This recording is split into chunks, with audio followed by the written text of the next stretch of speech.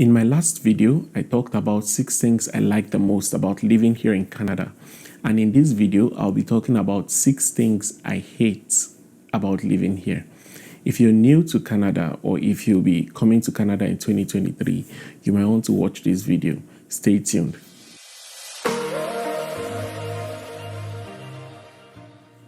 Hello everyone, my name is Toby and I live here in Canada. I make videos like this talking about my life experiences here in Canada as an immigrant, and in this video I thought to share 6 things I hate the most about living here in Canada. As most of you must have seen or heard, Canada is a very beautiful country with great outdoors, great sceneries, good opportunities, but like it is said, not all that glitters is gold. So that's why in this video, I want to share with you 6 things I hate about living here. These are strictly based on my own experiences, my own opinions. And before we go on, if you're new to this channel, if you're seeing me talk for the first time, please consider subscribing and liking this video, leaving a comment, sharing your thoughts, telling me what you want to see in the future. I'll greatly appreciate it. Thank you so much. The first thing I would like to talk about today is loneliness.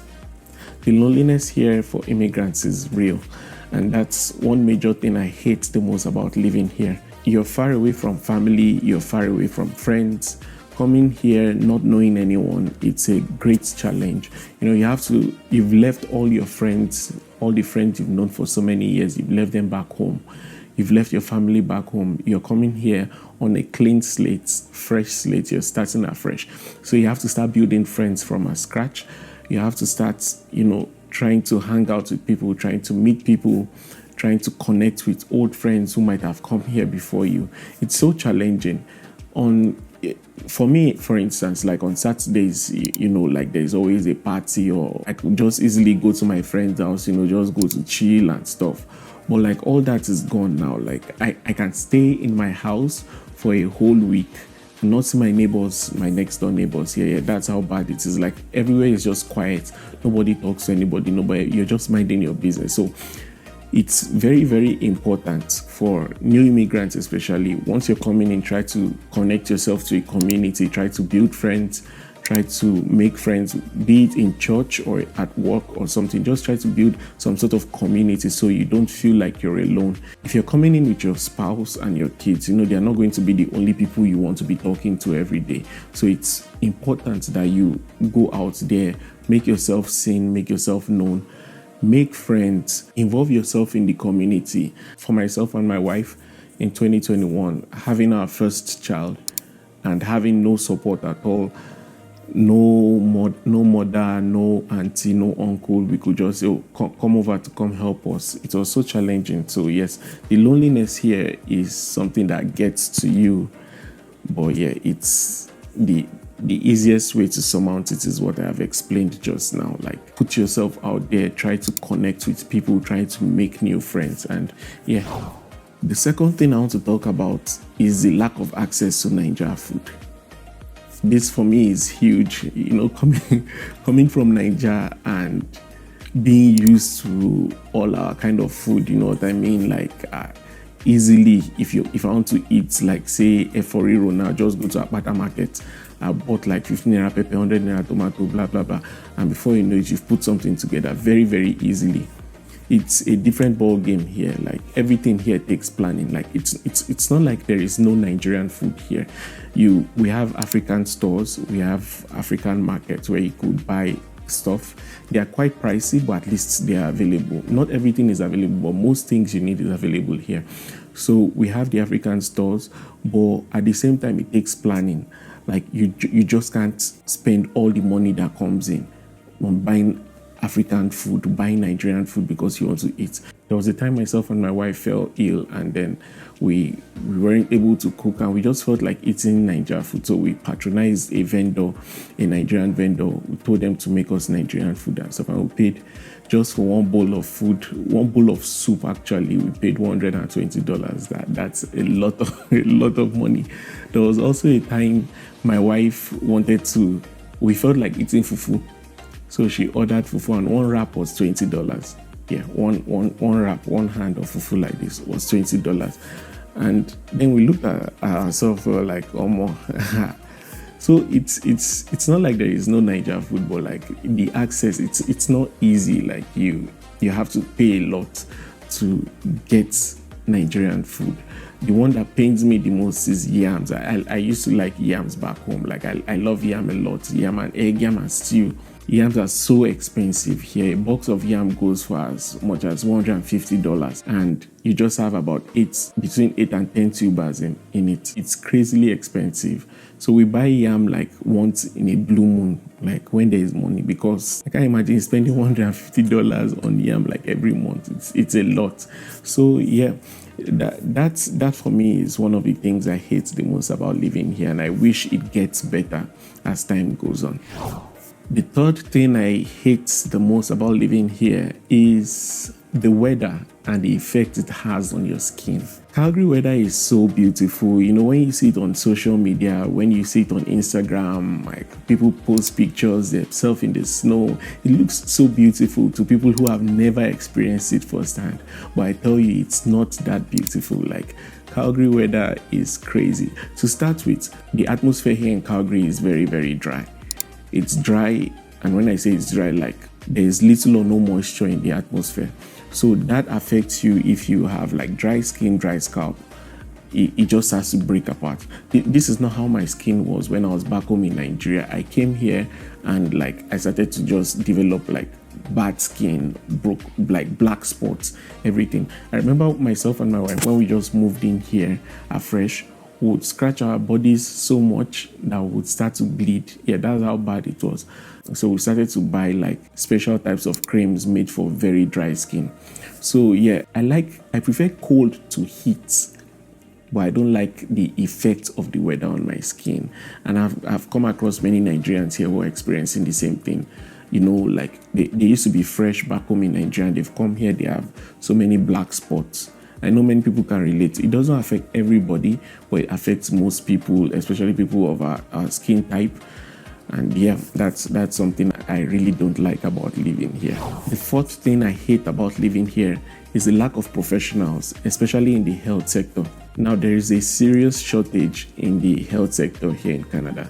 Like we have very limited number of nurse practitioners, nurses, and physicians and specialists. This is so bad that, you know, you could have an emergency today, go to the emergency room, and I'm not even kidding you, I'm telling you from experience here, you could wait 8 hours to see a doctor. This part drives me crazy because like you're in an emergency. Many times, like when my wife was pregnant and then we had emergencies, we had to go to see the doctor. There was a time we had an emergency, we went in to see the doctor. I think she was having stomach troubles.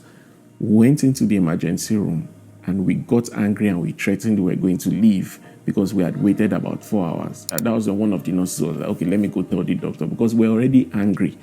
So that's how bad it could be here. Sometimes we take my daughter to the ER, you know, when they have their daycare viruses, and then we take her to the emergency room and like we're waiting. We've waited hours. I don't even want to go into it, but this aspect is very, very bad. Right now, Canada is getting to that point where you call 911, you request an ambulance, and you're waiting 30 minutes to get an ambulance show up. I heard on the news once a man who said his daughter was sick. He called an ambulance and it took forever for the ambulance. Like the ambulance did not show up. Then he had to drive his daughter to the emergency room, and when he got there, like he had to wait for like long and short of the story is that his daughter, who was sick, who was convulsing, got better, and then they had to come home without even being able to see the doctor. So that's how bad it is here. There is also this community in a province called Newfoundland and Labrador. Like there is no physician in that community. There is no doctor. There is no family doctor. So like to get to the closest doctor, like you have to take a ferry. You have to ferry across the ocean before you can see a doctor. It's so bad, and I hope this gets better. This is one of the reasons why Canada is looking for they're looking for so many people, you know, to fill the gaps. There are so many gaps, and this is just the health sector I'm talking about. Even in other sectors, there's shortages, and Canada is looking for. I just think the way they are going about it, they are trying to take their time to make sure they get the right people. It's so slow, but yes, there is serious shortage of professionals here in Canada, and this is something I don't like about living here. The fifth thing I hate about living here is the expensive cost of labor and the DIY culture. DIY is do it yourself. So if you live in Canada, if you're new to Canada, if you will be coming to Canada, especially those of you that will be coming to Canada, just go and learn handwork. I beg me now, go learn. If you go learn mechanic, learn. If you go learn tailor, learn. It's just crazy how much these guys charge for little things. Many times I've told myself I'm going to buy a sewing machine. I'm going to learn how to like mend clothes, just sew bags and do stuff. Because here, I'll give you a straight example. Now, if you have a bag and you rip the zip of the bag, you're better off buying a brand new bag than repairing that zip. Because when you want to repair the zip, you'll be hearing the cost of almost how much you bought the bag. It's crazy. So DIY here is a thing. Like everyone watches YouTube.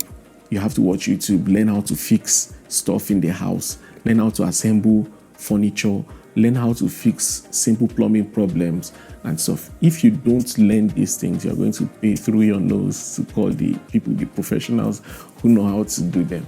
And then you don't want that. So the cost of labor is so high. If you say you call a plumber now, the lowest is going to charge is maybe $100 per hour. They are charging you per hour.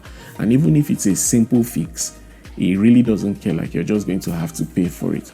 I don't like this. I remember taking my car to the mechanic just for an inspection. Where I've been driving the car, it has never given me problems. I don't want it to give me problems. So I took it to the mechanic for an inspection. And I came back with a quote of almost $3,000. And they're like, oh, these are things we recommend that you change. You change this, you change that, you change this. And this is the cost of labor. And everything was like $3,000. I just took the paper, put it in my drawer, and I never went back there because where do I see $3,000? Like, how much is the car itself? So, like, sometimes I just look at, I miss Nigeria so much because I know how much we service cars in Nigeria. Like, you just pay your mechanic, give him 1.5, like you buy oil, buy oil filter, buy everything, change everything is going to be perfect. Here, the cheapest I would service my car here is maybe $160 ish, and that's a lot of money. So yeah, I miss Nigeria for this, and this is one reason I hate living here. The last thing I hate the most about living here in Canada, and I'm sure most people who live here would agree with me on this, is the bills and the taxes. Oh my God. Like, sometimes you just want to run away. Like, it's not even funny.